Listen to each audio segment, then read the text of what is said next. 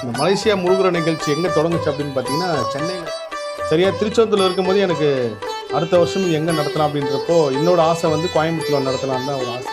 நம்ம யாரை முதல்ல சந்திக்கிறோமோ அவங்களுக்கு ஒரு விஷயம் கொடுக்கணும்னு சொல்லி ஒரு பொருள் எடுத்துகிட்டு போகிற முருகர் சம்மந்தப்பட்ட பொருள் இது நீங்கள் இல்லை. கல்வியும் தொடங்கின காலத்தில் அதிகமாக திட்டுவாங்க தெய்வம்னு அது முருகர் பெருமான் தான். அவரோட அன்பு பாஷையை வந்து ஒரு பெரிய எப்படி நம்ம கோயம்புத்தூர் திருநெல்வேலி அங்கெல்லாம் வந்து ஒரு சுத்தமான ஒரு தமிழ் இருக்கும். அந்த தமிழ் ரொம்ப மரியாதையாகவும் இருக்கும், ரொம்ப அன்பாகவும் இருக்கும், பாசமாகவும் இருக்கும். அந்த கோயிலுக்கு பின்னாடி ஒரு சரவண கோயில் இருக்குது, அது கிருபானந்தர் உருவாக்கியிருக்காரு.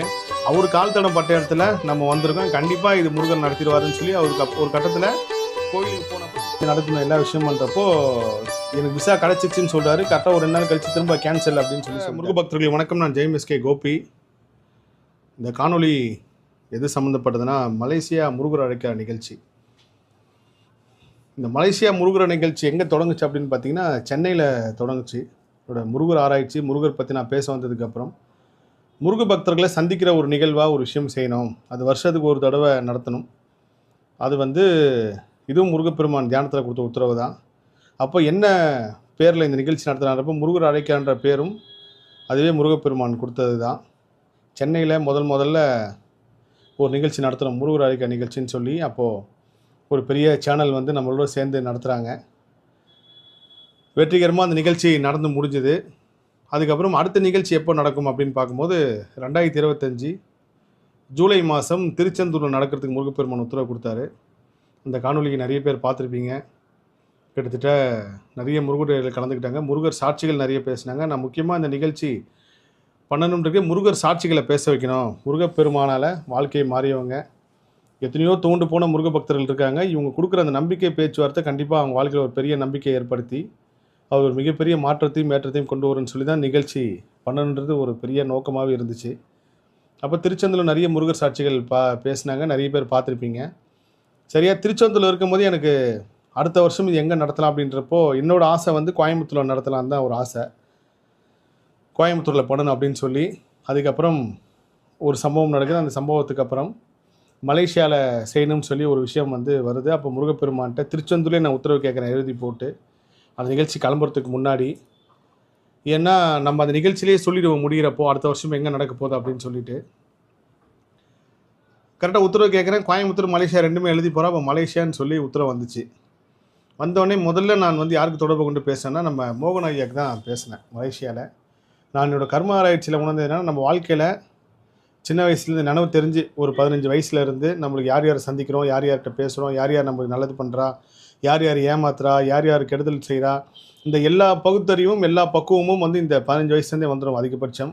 அதில் நீங்கள் நல்லா பாருங்கள், எல்லாருமே நம்ம வாழ்க்கையில் ஏதோ ஒரு பெரிய மாற்றத்தையும் ஏற்றத்தையும் ஏதோ ஒரு பாடத்தையும் ஏதோ ஒரு வாய்ப்பையும் கொடுக்க வந்தவங்க தான். இதில் யாருமே புறக்கணிக்காதீங்கன்றது தான் என்னோடய பெரிய வேண்டுகோள். யாராவது உங்களுக்கு பெரிய துரோகம் பண்ணியிருந்தால் கூட அவங்கள மன்னிச்சிடுங்க.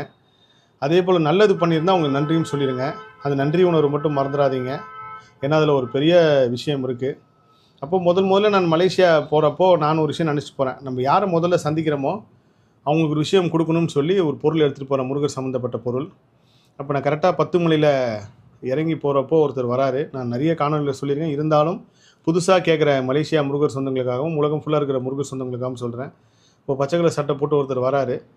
அவர் யாருன்னு பார்த்தீங்கன்னா கரெக்டாக அதுலேருந்து ஒரு மாதத்துக்கு முன்னாடி அவர் ரொம்ப முருகப்பெருமான் மேலே அதீத பக்தி கொண்டவர். அது எந்த அளவு பக்தி கொண்டவர், நான் எப்படி முருகப்பெருமானை திட்டினோ அதே மாதிரி இவரும் முருகர்கிட்ட போய் திட்டி, நீயும் இந்த ஜேஎஸ்கே கோபியும் சேர்ந்து விளாட்றீங்களா, உன் பேரை சொல்லி அவர் என்னென்ன பண்ணிட்டு இருக்காரு தெரியுமா, ஒரு ஃபோன் அவர் எனக்கு நிறைய தொடர்பு கொண்டார் பொழுதுக்கு என்னால் எடுக்க முடியல, அந்த ஆள் வந்து மதிக்கவே மாட்டுறாரு அப்படின்லாம் திட்டியிருக்காரு, நீ அதுக்கு கூட்டா அப்படின்னு சொல்லிலாம் திட்டியிருக்காரு. இது அவர் சொன்னது தான். அவரே ஒரு வீடியோலையும் சொல்லியும் இருக்காரு. கண்டிப்பாக இந்த மலேசியா முருகர் நிகழ்ச்சியில் அவர் அதை பற்றி சொல்லுவார், அதை பார்ப்பீங்க. அப்போது திட்டியிருக்காரு. அப்போ அதுக்கப்புறம் தான் நான் வந்து முருகர் நிகழ்ச்சி சம்மந்தமாக ஒரு விஷயம் பேசியிருக்கும்போது மோகன் ஐயா புதுசாக ஒன்று சொன்னார். ஆனால் நான் உண்மையிலேயே வந்து அப்போ திட்டினதுக்கு ஒரு காரணம் வந்து இதெல்லாம் செய்யணும் தான் போல இருக்குது அப்படின்னு சொல்லிட்டு. அப்போ நான் வந்து மலேசியா வரப்போகிறதா ஒரு வீடியோ ஒன்று பதிவு செய்கிறேன். அதை அவங்க தங்கச்சி வந்து பார்த்துட்டு, பார்த்தியா நீ வந்து இவரை தேடிட்டு இருந்து இவர் மலேசியாவுக்கு வராராம் அப்படின்னு சொன்னால், நான் கரெக்டாக காரை விட்டு இறங்கி போனப்போ முதல்ல சந்தித்தது அவர் தான். அவர் என்னை பார்த்தோன்னே அப்படியே அவர் உடம்புலாம் நடுங்குது. நான் ஐயா ஏன் நர்வஸ் ஆகிறீங்க, கொஞ்சம் நார்மலாக இருங்கன்றேன். இல்லைண்ணா நான் இந்த மாதிரிலாம் பேசினேன் இப்படிலாம் பண்ணனோடனே, நான் சொன்னேன், ஐயா முருகரை திட்டுன்றது வந்து நீங்கள் இல்லை, கலியுகம் தொடங்கின காலத்தில் அதிகமாக திட்டுவாங்கின தெய்வம்னு அது முருகப்பெருமான் தான். நான் திட்டாத திட்டம் அந்த திட்டுக்கு தான் எந்த வாயில நான் திட்டினியோ அதே வாயில போய் நீ முருகர் புகழ் பாடணும்னு சொல்லி இன்னைக்கு ஊர் ஊராக சுத்த வச்சிருக்காரு. அப்போ அப்படியே பேசிட்டே இருக்கும்போது அவரோட அறிமுகம் தான் கிட்டத்தட்ட இந்த முருகர் அழைக்க நிகழ்ச்சி நடக்கிறதுக்கு ஒரு பெரிய காரணம். எப்படி முருகப்பெருமானோட திருவிளையாடல் பாருங்கள். அவரை திட்ட வச்சு அப்புறம் என்னும் சந்திக்க வச்சு முதல்ல நான் யாரை சந்திக்கிறேனோ அவங்களுக்கு ஒரு விஷயம் கொடுக்கணும்னு சொல்லி போய் அதுக்கப்புறம் அதை கொடுக்கறதுக்கு வந்து அதுக்கப்புறம் ஒரு பழக்கம் ஏற்பட்டு இன்றைக்கி மலேசியா முருகர் நிகழ்ச்சியில் என்னோட பங்கு வந்து ஒரு 10% தான். 90% இவரோட உழைப்பும் இவரோட அலைச்சலும் தான் முக்கியமான காரணம். அப்போது நான் ஐயா கிட்ட சொல்கிறேன், இந்த மாதிரி ஐயா திருச்செந்தூரில் இருக்கேன், மலேசியா முருகன் நிகழ்ச்சி நடக்குது. நான் வந்து அவர் திருச்செந்தூர் கூப்பிட்டேன். ஆக்சுவலாக நீங்கள் வந்து திருச்செந்தூருக்கும் அவர் பெரிய திருச்செந்தூர் செந்திலாண்டவரோட தீவிர பக்தர். அவர் திருச்செந்தூர் முருகர் ஐக்கிய நிகழ்ச்சி வந்து நீங்கள் முருகர் சர்ச்சையாக பேசுன்னு சொல்லி கூப்பிட்டது அவர் வர முடியாதுன்னு சொல்லிட்டார். அப்போது இந்த மாதிரி நீங்கள் வர முடியாதுன்னு சொல்லிட்டீங்க, ஆனால் மலேசியாவில் முருகப்பெருமான் பாருங்கள் எவ்வளோ பெரிய அதிசயம் பண்ணி இவ்வளோ நிகழ்ச்சி நடத்துகிறாரு.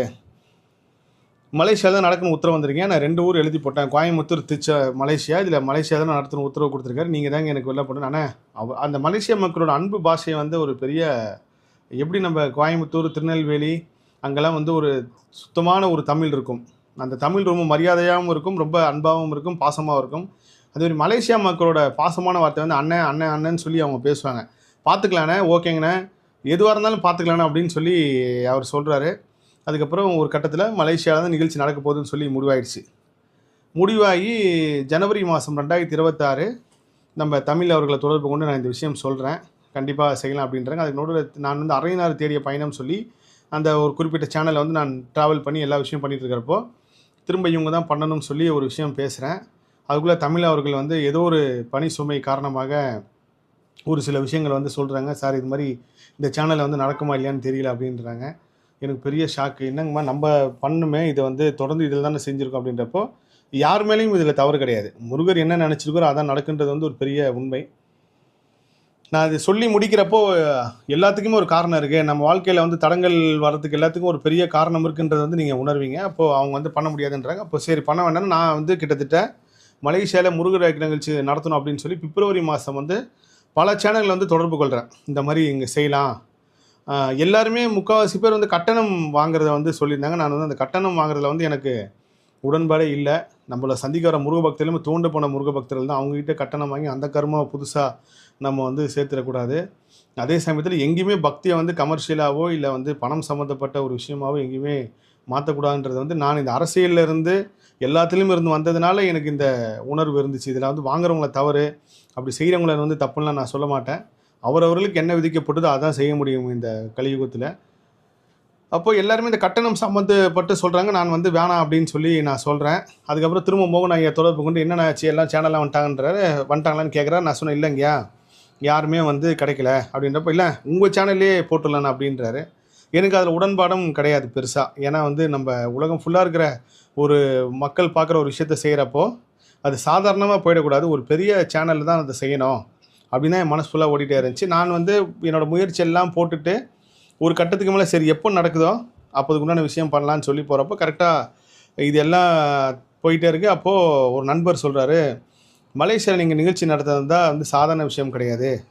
அங்கே இருக்கிற கோவிலில், அங்கே இருக்கிற மலேசியாவில் இருக்கிற முருகர் கோவிலில் ஒரு நிகழ்ச்சி நடத்த போகிறாங்க. நாங்கள் சென்னையிலேருந்து ஒரு கெஸ்ட்டை கூப்பிட்றோன்னா அது வந்து ஈஸி, அந்த ப்ராசஸ் வந்து ரொம்ப ரொம்ப கம்மி. ஆனால் தமிழ்நாட்டிலேருந்து ஒருத்தங்க இந்தியாவிலேருந்து வந்து மலேசியாவில் நிகழ்ச்சி நடத்த போகிறாங்கன்னா அதோடய ப்ராசஸ் ரொம்ப எல்லாமே பெருசு. ஏன்னா ஜனநாயகத்துக்கே வந்து கிட்டத்தட்ட எனக்கு அப்புறம் தான் இதை பற்றி விசாரிக்கிறப்போ தெரிஞ்சு ஜனநாயகத்துக்கே பல கோடி ரூபாய் செலவு பண்ணியிருக்காங்க அங்கே நிறைய அனுமதிக்காகவும் நிறைய விஷயத்துக்காகவும். அப்போ இதெல்லாம் ஒன்று ஒன்றா சொல்கிறப்போ அங்கே ஒரு புஷ்பால் விசான்னு ஒன்று இருக்குது, அந்த விசா வாங்கி தான் நீங்கள் வரணும், சாதாரண டூரிஸ்ட் விசாவில் வந்து நிகழ்ச்சி பண்ண முடியாதுன்றாங்க. அப்புறம் மோகன் ஐயா தொடர்பு கொண்டு நான் சொல்கிறேன். அவரும் ஆமாங்கண்ணா இப்படி ரூல்ஸ் இருக்கான் அப்படின்னு சொல்லி சொல்கிறாரு. சரி இதெல்லாம் பண்ணக்கூட எந்த சேனலில் பண்ணுறதுன்னு சொல்லி போயிட்டு இருக்கும்போது தான் திடீர்னு ஸ்கந்தகுரு சேனல்னு சொல்லி வராங்க. அப்புறம் தமிழ் சொல்கிறாங்க, சார் நம்ம இதிலேயே பண்ணோம் அப்படின்னு சொல்லிட்டு நான் முருகர்கிட்ட உத்தரவு கேட்டு சொல்கிறாங்கம்மா. அப்புறம் முருகர் உத்தரவும் கிடைக்குது. ஸ்கந்தகுரு சேனலில் பண்ணுறோம், ஃபைனல் ஆகிடுச்சு. எப்போ பண்ணலான்றப்போ ஜூலை 28 வைக்கலாம் அப்படின்னு சொல்லி தான் முதல்ல திட்டமே. சரி ஜூலை 28 வைக்கணும், இந்த விசா சம்மந்தமான எல்லா விஷயமும் பண்ணணும்னு சொல்லி ஒரு பக்கம் மோகன் ஐயா வந்து இந்த விசாவுக்கு உண்டான ப்ராசஸ் எல்லாமே ஸ்டார்ட் பண்ணிட்டார். ஸ்டார்ட் பண்ணும்போது என்ன சொல்கிறாரு, அண்ணா நம்ம திட்டமிட்ட மாதிரி இந்த நிகழ்ச்சி நடக்குமான்னு தெரியல, இருந்தாலும் என்னோடய எல்லா முயற்சியும் நான் போட்டு செய்கிறேண்ணா அப்படின்னு சொல்லி சொல்கிறாரு. சரி பண்ணுவோம் அப்படின்னு சொல்லிட்டு எல்லா எஃபர்ட்டும் போட்டு நான் நடுவில் ஒரு மாதத்துக்கு முன்னாடி 16ஆம் தேதி போய் எங்கே நடத்த போகிறோம், எங்கே பண்ண போகிறோம், எல்லா விஷயத்தையும் பண்ணலான்றப்போ ஸ்காட் ரோடு கந்தசுவாமி கோவிலில் செய்யலாம் அப்படின்னு சொல்லி சொல்கிறாங்க. எனக்கு வந்து உண்மையிலே மலேசியாவில் யார் டூரிஸ்ட் நம்ம தமிழ்நாட்டிலேருந்து போனாலும் அவசியம் பார்க்க வேண்டிய கோவில் வந்து ஸ்காட் ரோடு கந்தசுவாமி கோவில். கிட்டத்தட்ட இலங்கை மண்ணிலேருந்து ஒரு விஷயம் தொடங்கி இன்றைக்கி அது மலேசியா வரைக்கும் வந்திருக்கு. அந்த கோயில் அவசியம் பாருங்கள். பத்துமலை முருகப்பெருமானம் மட்டும் பார்த்துட்டு வந்துடாதீங்க. அங்கே கோட்டு விநாயகர்னு ஒரு விநாயகர் இருக்கார், ரொம்ப ரொம்ப அதீத ஒரு சக்தி உள்ள விநாயகர். அந்த கோவில் கும்பாபிஷேகம் கூட வர 23ஆம் நடக்க போகுது. இந்த ஸ்காட் ரோடு கந்தசுவாமி கோவிலுக்கு நான் வந்து நேராக போய் பார்த்து பேசிடலாம் அப்படின்னு சொல்லிட்டு தான் போகும்போது பெரிய ஆடிட்டோரியம் எனக்கு வந்து ஐயா இந்த மாதிரி இவ்வளோ பெருசாக இருக்கே, இது வந்து நம்மளால் முடியுமான்றப்போ அவர் எனக்கு கொடுத்த தைரியம் தான், பண்ணலாங்கண்ணே, நம்ம ஒரு 200 பேர் மட்டும் முன்பதிவு ரிஜிஸ்ட்ரேஷன் பண்ணி வர வச்சு பண்ணுவோம் அப்படின்னு சொல்கிறாரு. அதுக்கப்புறம் அந்த ஸ்காட் ரோடு கந்தசுவாமி கோயிலுக்கு போனோடனே எனக்கு ஒரு பெரிய தைரியம் வந்துருச்சு. காரணம், அந்த கோயிலுக்கு கிருபானந்த வாரியார் முருகப்பெருமான் ஒரு பெரிய அதிசயம் பண்ணியிருக்காரு அவர் மூலயமா. அந்த கோவிலுக்கு பின்னாடி ஒரு சரவண பொய் இருக்குது, அது கிருபானந்தம் உருவாக்கியிருக்காரு. அவர் கால் தடம் பட்ட இடத்துல நம்ம வந்திருக்கோம், கண்டிப்பாக இது முருகன் நடத்திடுவாருன்னு சொல்லி அவருக்கு ஒரு கட்டத்தில் கோவிலுக்கு போன அப்புறம் அந்த கோவிலோட அட்மாஸ்பியர்லாம் பார்த்து நான் மறந்துட்டேன். அவ்வளோ ஒரு உண்மையிலே அவர் வந்து ஒரு ரொம்ப ஸ்ட்ரிக்டான ஒரு கோவில். நான் வந்து மலேசியாவில் இந்த மாதிரி வரேன்னு சொல்லி பேசினதை வந்து அங்கே டிக்டாக்ல ஒருத்தர் வந்து என்ன பண்ணிட்டார், என்னோட வீடியோவும் சேர்த்து, இது வரைக்கும் அவர் முகம் தெரியாதவர், என்னோட வீடியோவும் சேர்த்து அந்த கோயிலோட ஃபோட்டோ எடுத்து போட்டார். அது ஒரு பெரிய இஷ்யூ ஆகி கோவிலேருந்து என்னை கூப்பிட்டு வந்து நீங்கள் அந்த சாமி ஃபோட்டோ வந்து டெலிட் பண்ண சொல்லுங்கள் அப்படின்னு சொல்லி அதுக்கப்புறம் அவரை தொடர்பு கொண்டு டெலிட் பண்ண வச்சோம். அந்தளவுக்கு ரொம்ப ஸ்ட்ரிக்டான கோவில். அங்கே வந்து புகைப்படம் எடுக்க அனுமதி கிடையாது கோவில் உள்ள. ரொம்ப ரொம்ப நீட்டான கோவில், ரொம்ப அதீத சக்தி வாய்ந்த கோயிலும் கூட. உலகத்திலே அதீதமான ஒரு பழமையான வழிபாடுன்னு பார்த்தா வேல் வழிபாடு. நாங்கள் வேல் வழிபாடு வந்து ரொம்ப உன்னதமாக வச்சு நடத்துகிறாங்க. அப்போ அந்த கோயிலில் போகிறோம். நான் கோயிலெல்லாம் பேசி முடிச்சுட்டு நான் அப்போ வந்து அங்கேருந்து காணொலி எடுக்கிறேன். என்னென்னு எடுக்கிறேன்னா, ஒரு நம்பிக்கையில் எடுக்கிறேன். ஜூலை 28 நிகழ்ச்சி நடக்கிற போது, இந்த மண்ணில் தான் நடக்க போகுது, இந்த இடத்துல நடக்க போகுது அப்படின்னு சொல்லி எல்லா காணொலியும் எடுத்து வச்சுக்கிட்டு டேட்டெல்லாம் வேறு சொல்லிவிட்டு மோகன் ஐயாக்கிட்ட மெயின் விஷயம் நான் சொன்னது என்னென்னா, சாப்பாடு வரவங்களுக்கு வந்து நம்ம சாப்பாடு கொடுக்கணும். அது எந்த அளவுக்கு வந்து சாப்பாடு நல்லா இருக்குன்னா, வரவங்க யாருமே குறையே சொல்லாத அளவுக்கு ஒரு நல்ல சாப்பாடு கொடுக்கணும்னு சொல்லி அப்போ லிட்டில் கேட்ரஸ்ன்னு சொல்லி ஒருத்தரை அறிமுகப்படுத்தி வைக்கிறாரு. அவங்களெல்லாம் ஒரு பெரிய நன்றி சொல்லணும். ரொம்ப ஆத்மார்த்தமாக செஞ்சு கொடுத்தாங்க. யார்கிட்டையுமே நம்ம இலவசமாக சாப்பாடெலாம் வாங்கலை, அவங்களுக்கு உண்டான தொகையும் வந்து கொடுத்துட்றோம்னு சொல்லி பேசணும். அதுக்கப்புறம் அங்கே வீடியோகிராஃபர் மெயின் இங்கே சென்னையிலேருந்து அந்த வீடியோ டீம்லாம் கூப்பிட்டு போனால் அது ஒரு பெரிய செலவாகுது, அதுக்கு அங்கேருந்தே பண்ணிடலான்னு சொல்கிறப்போ சாமிநாதன் ஐயா ஒருத்தர் உள்ளே வராரு. அவர் என்னோடய காணொலியெல்லாம் பார்த்துருக்கேன்னு சொல்லி அதுக்கப்புறம் அவர் ஒரு சில விஷயங்கள் செய்கிறாரு. இது எல்லாம் முடிச்சதுக்கப்புறம் தைரியமாக அவர் நீங்கள் போங்கன்னா 28 நடக்கிறதுக்கு ஏதாவது ஒரு வழி கிடைக்கும் அப்படின்னு சொல்லி அனுப்புகிறாரு. வந்து ஒரு வாரத்துக்கு அப்புறம் இன்னும் விசா கிடைக்கல, பர்மிஷன் கொடுக்கல. சொன்ன மாதிரி 28 நடக்குமா நடக்காதான்னு சொல்லி பல குழப்பங்கள். ஒரு பக்கம் சேனல்லேருந்து இதுக்கு நடுவில் ராசி பாலாஜி ஆலிரேஷன் சொல்லி நம்ம சகோதரர் பெரிய முருகர் பக்தனோட முருகப்பித்தன்னு சொல்லலாம். அவர்கிட்ட தான் இந்த டிக்கெட் சம்மந்தமாக எல்லா விஷயம் வந்து உதவி கேட்குறேன். அவரும் வந்து ஆத்மார்த்தமாக சில விஷயங்கள் செய்கிறேன், எல்லாமே நான் பண்ணித்தரேன்னு சொல்லி உள்ளே வராரு. ஆனால் அனுமதி கிடைக்கல. இது வந்து தள்ளி போய் கரெக்டாக ஜூலை 15 வரைக்கும் என் பர்த்டே வரைக்குமே எனக்கு ஒரு மனசில் ஒரு டென்ஷனானா, எப்படியாவது மலேசியா நிகழ்ச்சி நடக்கணும். ஒரு கட்டத்துக்கு மேலே 16ஆம் தேதிக்கு மேலே முருகா, வடப்பள்ளி ஆண்டவர் தான் நம்மளுக்கு எல்லாமே. வடப்பள்ளி கோவிலில் தான் முருகா, மலேசியா நிகழ்ச்சி நடக்கலைன்னா நான் கோயம்புத்தூரில் நடத்துகிற முருகா, உத்தரவு கொடு முருகா, இல்லை மலேசியா தான் நடக்க நான் காத்திருக்க முருகான்றப்போ தான் பூ முருகர் மேலேருந்து விழுந்துச்சு. ரைட்டு, மலேசியாவில் எப்படியா நடத்துகிறேன்னு சொல்லி அதுக்கப்புறம் கரெக்டாக 19ஆம் தேதி 20ஆம் தேதி மோகன் ஐயா தொடர்பு கொண்டு சொல்கிறாரு. இல்லை 2 பேர் வந்து எனக்காக ரொம்ப கஷ்டப்பட்டாங்க, திலீபன் ஐயாவும் மோகன் ஐயாவும்.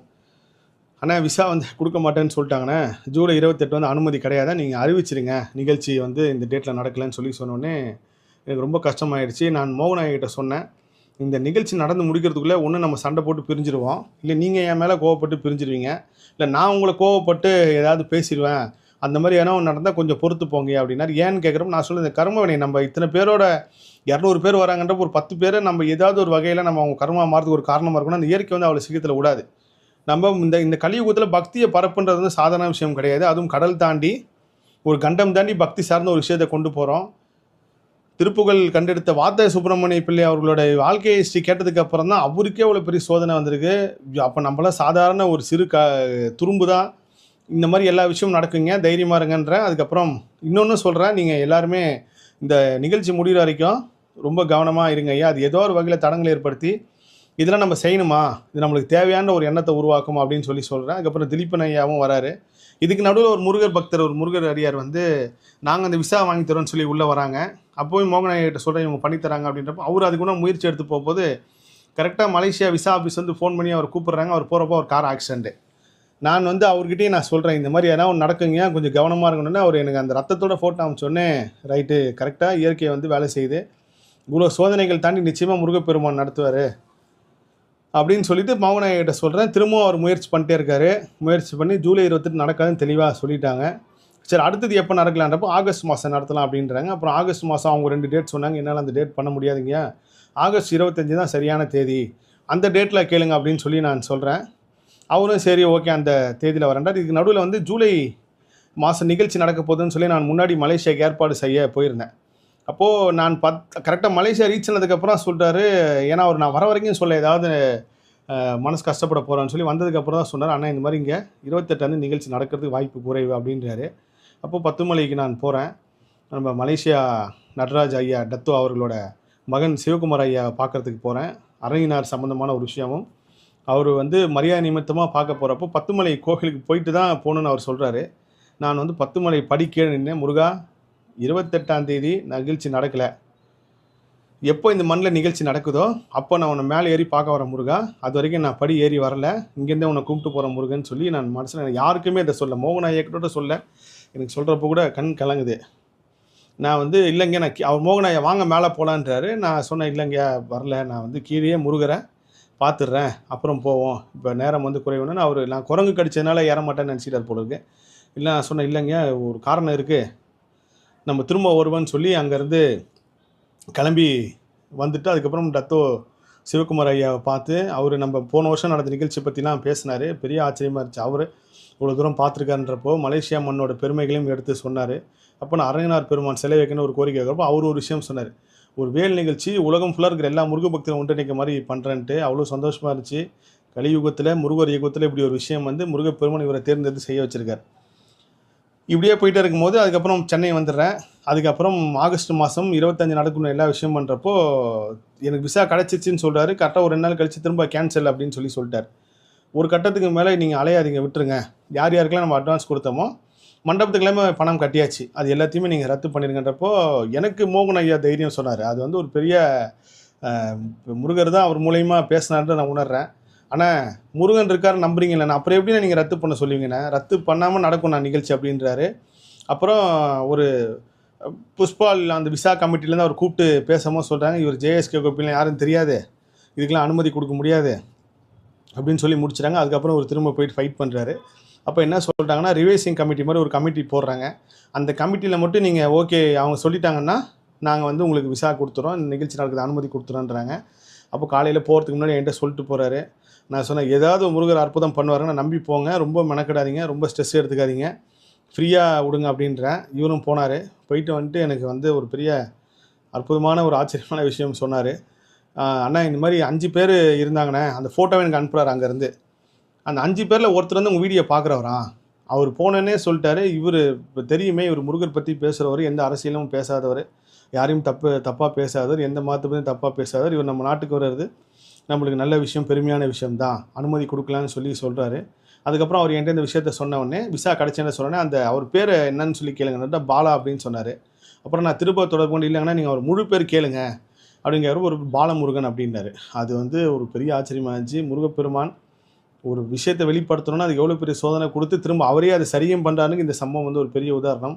அவர் பாலமுருகன் ஐயாவுக்கு வந்து ரொம்ப நன்றி, மலேசியா அரசுக்கு ரொம்ப நன்றி, ஸ்காட் ரோடு கந்தசுவாமி கோவில் நிர்வாகத்துக்கு மிகப்பெரிய நன்றி. ஏன்னா இன்றைக்கி வந்து பக்தி சார்ந்த ஒரு விஷயத்துக்கு வந்து அவங்க பண்ண ஒரு விஷயம் வந்து பெரிய விஷயம். எந்த இடத்துலையுமே கமர்ஷியலாக யோசிக்காமல் பக்தி சார்ந்து எங்களுக்கு பண்ணி கொடுத்தாங்க. அதுபோல் லிட்டில் கேட்ரிங்னு சொல்லி அவங்களுக்கு ரொம்ப நன்றி. அப்புறம் இந்த வீடியோ குழுமம் அவங்களுக்கு ரொம்ப நன்றி. திலீபன் ஐயாவுக்கு ரொம்ப நன்றி. அது மட்டும் இல்லாமல் இந்த மலேசியா நிகழ்ச்சியில் வந்து திருப்புகழ் சார்ந்த ஆங்கில வடிவம் வந்து வெளியிட போகிறோம். அது ஒரு பெரிய மைல்கல்லாக இருக்கும் என்னோட முருகர் ஆராய்ச்சிலையும் முருகர் இதுலையும். அதுவும் திருப்புகழ் அந்த ஆங்கில உணவு எப்படி வந்ததுன்னா, பெங்களூரில் அக்ஷயா அம்மான்னு சொல்லி முருக பக்தி அவங்க கொடுத்ததை வந்து போன வருஷத்துக்கு முன்னாடி வருஷம் நான் காணொலி வெளியிட்டிருப்பேன். அந்த புத்தகம் தான் இப்போது மலேசியா மக்களுக்கு போய் சேரப்போகுது. அப்புறம் திலீபன் ஐயாவுக்கு ரொம்ப நன்றி. இன்னும் நிறைய பேர் இருக்காங்க அங்கே, எல்லாருக்குமே தனித்தனியாக நான் நன்றி சொல்லும். அதுக்கப்புறம் ரொம்ப ஸ்ட்ராங்காக சொன்னது அனுமதி இலவசன்றதை வந்து இந்த ஸ்கந்தகுரு சேனல் ஒத்துக்கிட்டாங்க, அவங்க தமிழ் அம்மா ஒத்துக்கிட்டாங்க. அதுக்கு ஒரு பெரிய நன்றி. அவங்க சொந்த செலவு பண்ணி தான் இந்த நிகழ்ச்சிக்கு வந்து வராங்க ஸ்கந்தகுரு சேனல். இவ்வளோ விஷயத்துக்கு அப்புறம் தான் மலேசியாவில் முருகர் ஐக்கிய நிகழ்ச்சி வருகின்ற ஆகஸ்ட் மாதம் 25ஆம் தேதி செவ்வாய்க்கிழமை காலையில் 9 மணிக்கு ஸ்காட் ரோடு கந்தசுவாமி கோவிலில், அதுக்கு பக்கத்தில் இருக்கிற கலா மண்டபத்தில் நடக்க போகுது. இதில் ஒரு பெரிய விஷயம் என்னென்னா, முருகர் சாங் வந்து நான் ரெடி பண்ணியிருக்கேன். அந்த மலேசியா மண்ணில் தான் முருகர் சாங் வந்து வெளியிடுறேன். அந்த முருகர் பாடலை வந்து நம்ம மோகன் ஐயாக்கு அனுப்பி கேட்க வைக்கணும். வைக்கம் விஜயலட்சுமி மாமா பாடினதுக்கப்புறம் ஃபுல்லாக மாஸ்டரிங்லாம் பண்ணி ஃபைனல் வெர்ஷன் வந்துச்சு. மோகன் ஐயா அந்த சாங்கை கேட்டுகிட்டே எனக்கு வந்து, அண்ணே சாங்கை பற்றி எந்த குறையும் இல்லைண்ணா, அற்புதமாக இருக்குது, எல்லார் மனசுலையும் இந்த சாங் வந்து இருக்கும், இந்த பாடல் இருக்கும், ஆனால் ஒரே ஒரு குறைங்கண்ணே, எல்லா முருகரையும் சொல்லியிருக்கீங்களேண்ணா, ஏன்னா மலேசியா 10 மலை முருகர் பற்றி மட்டும் சொல்லலை அப்படின்னோடனே எனக்கு தூக்கி வாரி போட்டுச்சு. ஆமாம், நம்ம அதை வந்து சேர்க்காம வந்து விட்டுட்டோமே அப்படின்னு சொன்னதுக்கப்புறம் அவர் உடனே என்ன நினச்சேன் தெரியல, அண்ணே சரிங்கண்ணே, நீங்கள் இதே மாதிரி ஒரு பாடல் மலேசியா 10 மலை முருகருக்காக செய்யணும், நான் செய்கிறேன், நீங்களும் அதில் இருங்கன்னொடனே கண்டிப்பாக செய்கிறேன் அப்படின்னேன். ஆனால் இதில் ஒரு பெரிய சிறப்பு என்னென்னா, உலகம் ஃபுல்லாக இருக்கிற மக்கள் வந்து ஆகஸ்ட் 25ஆம் தேதி மாலை 7 மணிக்கு தான் இந்த பாடல் வந்து கேட்க போகிறாங்க யூடியூப் வாயிலாக. ஆனால் காலையிலேயே மலேசியா மக்கள் முருகர் சொந்தங்கள் வந்து இந்த பாடல் வந்து கேட்டுருவாங்க. நான் அங்கே தான் அந்த பாடல் வெளியிட போகிறேன். அந்த பாடல் வந்து நம்ம டத்தோ சிவகுமார் ஐயா தான் வெளியிடுறார் மலேசியாவில். மிகப்பெரிய முருகர் அடியார். அந்த குடும்பமே முருகர் தேர்ந்தெடுத்து இப்போ வரைக்கும் வழி நடத்திட்டு இருக்காரு. இதுதான் உண்மை. அது வந்து அப்பேற்பட்ட ஒரு சக்தி உள்ள நபர் மூலயமா இந்த பாடல் வெளியிடுறது வந்து ஒரு பெரிய மனநிறைவான விஷயம். மலேசியா மக்கள் மூலம் இந்த பாட்டை கேட்டுருவாங்க. இதை நான் அவர்கிட்ட சொன்ன மோகன் ஐயா கிட்ட. எல்லாருமே வந்து ஆகஸ்ட் 25ஆம் தேதி மாலை தான் இந்த பாடல் கேட்பாங்க ஐயா. ஆனால் எல்லா மக்களுமே கேட்கறதுக்கு முன்னாடி மலேசியா மக்கள் கேட்டுறாங்க. இது முருகப்பெருமான் ஒரு விஷயம் தான் செஞ்சுருக்காரு. அது மட்டும் இல்லாமல் ஒருவேளை மலேசியா 10 மலை முருகர் பற்றி தனிப்பாடலாக வரணும்னு முருகப்பெருமான் நினச்சிருக்கலாம்.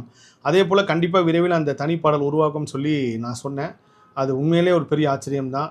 ஸோ விரைவில் மலேசியாவில் சந்திப்போம் மலேசியா முருகர் சொந்தங்களே. நிறைய பேர் அங்கே டிக்டாக்ல இருக்கீங்க. இந்த காணொலியும் நான் டிக்டாக்ல வந்து மோகன் ஐயா கிட்ட பதிவு செய்கிறேன். என்னோட டிக்டாக் அட்மின் அவர் தான்.